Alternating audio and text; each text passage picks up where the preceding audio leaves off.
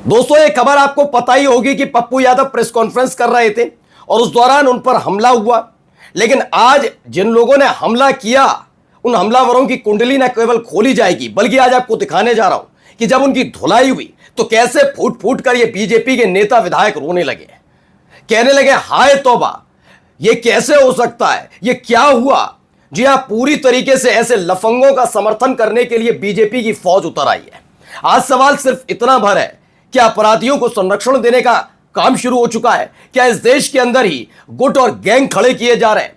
यह बात इसलिए क्योंकि जब पश्चिम बंगाल के अंदर, याद करिएगा, जब पश्चिम बंगाल में सांसद विधायकों पर, टीएमसी के सांसद विधायक, वो वाले जो ममता के गुट में थे, उन पर हमले हो रहे थे, तब भी मैंने कहा था ये चलन सही नहीं है, परंपरा सही नहीं है। लेकिन जब जंतर मंतर पर बीजेपी के नेता विधायक, उसके अलावा आपको हमने दिखाया प्रदर्शन के दौरान गोदी मीडिया के पत्रकारों से बदसलूकी हुई, तो ये छाती पीटने लगे थे। मैंने तब भी कहा था ये चलन सही नहीं है। और जब आप चलन का अगला चरण देखेंगे तो जंतर मंतर पर हुआ।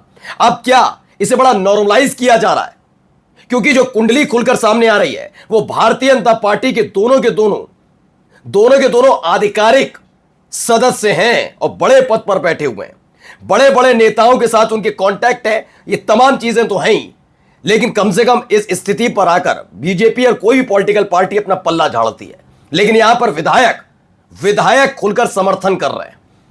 इस बात का ज्यादा मातम है कि भाई उनको पीटा क्यों गया। आज आपको एक एक तस्वीर आपको दिखाने जा रहे हैं। तो क्या यह पूरा का पूरा प्रायोजित किया गया था? कौन है ये लोग, किसने भेजे थे? एक एक खुलासा। नमस्कार, मैं हूं प्राज्वल गौतम और आप देख रहे हैं खबर चौक। मैं फिर कहता हूं, पप्पू यादव, उन्होंने साधु का वेश धारण किया, आपको लगा भगवा पहना था इसलिए आपकी भावनाएं आहत हुई। साधु का वेश धारण करने पर पप्पू यादव से इतना ज्यादा नाराज हुए कि पप्पू यादव के घर के बाहर लफंगे, आधिकारिक लफंगे हैं वो, बस वो है कि सत्ता का आशीर्वाद है, आधिकारिक लफंगे, कहे तो चेहरा भी दिखा दूंगा जिस दिन किसी ने मुझसे मांगा तो। वो जुबान काटने, सर काट लाओ, ये कर दो, वो कर दो, कूटो पीटो, पता नहीं क्या क्या, यानी देश के कानून का कोई मतलब नहीं। वो आधिकारिक गुंडे ये सारा तमाशा पप्पू यादव के घर के बाहर कर रहे थे। आप कहेंगे भावनाएं आहत, तो भावनाएं राम मंदिर पर क्यों किसी की आहत नहीं? सच्चे सनातनियों की आवाजें ऐसे ही लंपटों ने दबा रखी है और सत्ताधीशों ने दबा रखी है। आप कहते हैं कि अगर राम मंदिर चढ़ावा चोरी वाला मामला है, पकड़े तो गए, कानून ने अपना काम किया। मैं भी कहता हूं बिल्कुल सही, किसी को भी फिर ऐसे हरकत करने का हक नहीं, खासतौर पर जो भगवान श्री राम में आस्था रखते हैं और उनका दिल, उनकी भावनाएं आहत हुई। तो अगर आपकी साधु के भेष में देखकर जो पप्पू यादव ने किया उसे देखकर आहत हुई, तो लंपटों को छोड़ने की आजादी किसने दी? इनकी गुंडाई का समर्थन कौन कर रहा है? क्या इनको भी पुलिस, क्या इनको भी थाने नहीं जाना चाहिए था? एफआईआर नहीं करानी चाहिए थी? मतलब अगर आपकी भावनाएं आहत होंगी तो आप लंपटों को भेज देंगे, उनका समर्थन करेंगे, और अगर आपकी वजह से किसी की भावनाएं आहत होंगी तो कहेंगे कि इंतजार करिए, जांच चल रही है। ये दोहरा मापदंड क्यों, दोगलापन क्यों? पहले आपको थोड़ी सी वीडियो दिखाता हूं क्या क्या हो रहा था वहां पर। पहले वीडियो देखिए।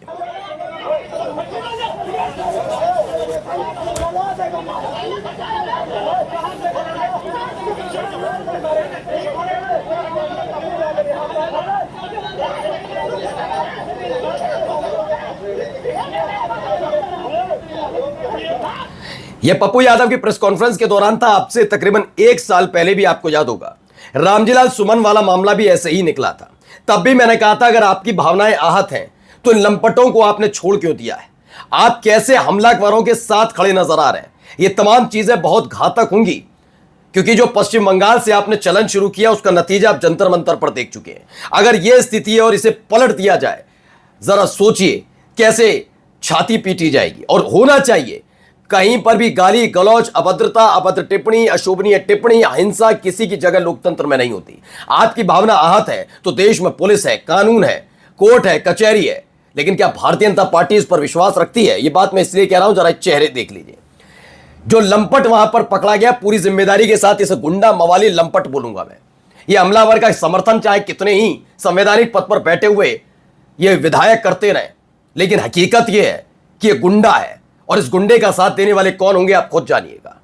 ये देखिए किसके, क्या मुख्यमंत्री योगी आदित्यनाथ से मुलाकात करना इतना संभव हो जाए, इतना आसान हो जाएगा? ठीक है, कैसे बात कर रहा है खुद भी देखिए। दूसरा देखिए, ब्रजेश पाठक के साथ ये तस्वीर है। ब्रजेश पाठक के साथ तस्वीरों, और इन तस्वीरों को नकार नहीं सकते कि आए होंगे, मिल ली होंगी। मैं भी खुद कहता हूं, बड़े बड़े नेता को ये थोड़ी ना देखते हैं आधार कार्ड देखकर फोटो खिंचवाते हैं कि अरे तुम तो थाने में पहले इनका सर्टिफिकेट लाओ, ये नहीं होता।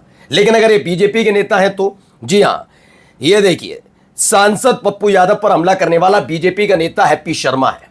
ये वही हैप्पी शर्मा है जिसने हमला किया, जिसे बाद में पकड़ लिया गया। इसके बाद से छुरा बरामद हुआ, छुरा बरामद हुआ है।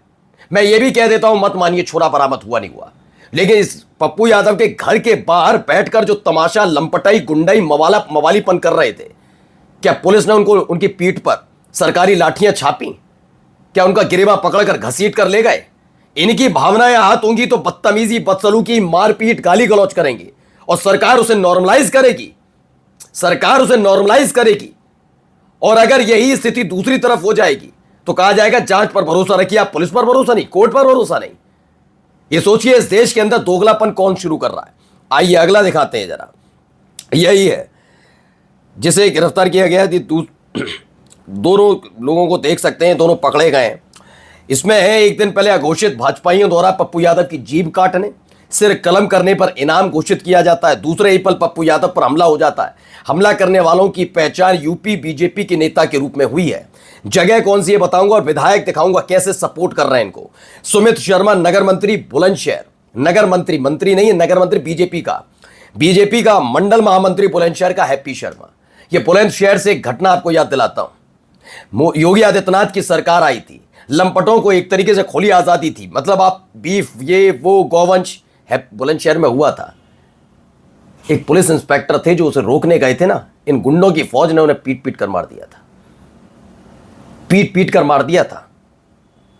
बाद में उनमें से एक आरोपी को, किसी को बजरंग दल ने, किसी को विश्व हिंदू परिषद ने, और एक को बीजेपी ने गोद ले लिया था, नेता बना दिया था।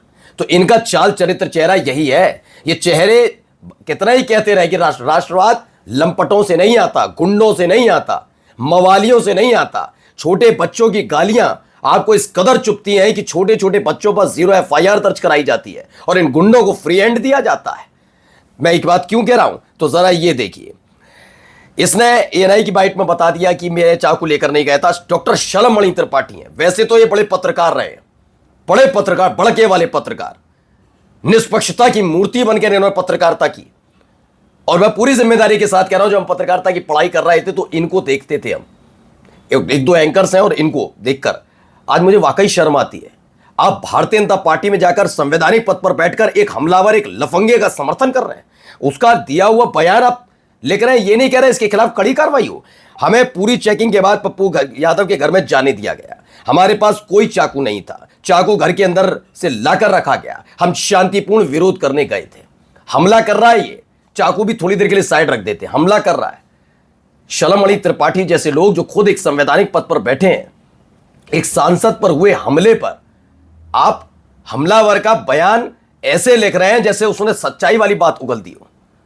उससे एक दिन पहले कितने लंपटों की फौज वहां पर थी और कितनों पर अमित शाह की पुलिस ने लाठियां बरसाई, क्योंकि दिल्ली का मामला है। कितनों की पर बरसाई, कितनों की पीठ लाल कर दी, बता पाएंगे शलमणि त्रिपाठी? सोचिए, इस तरह का स्थिति बन गई है। संवैधानिक पदों पर बैठे हुए लोग संविधान की तौहीन करने वालों का समर्थन करते नजर आते हैं, ऐसे लंपटों का। नमस्कार।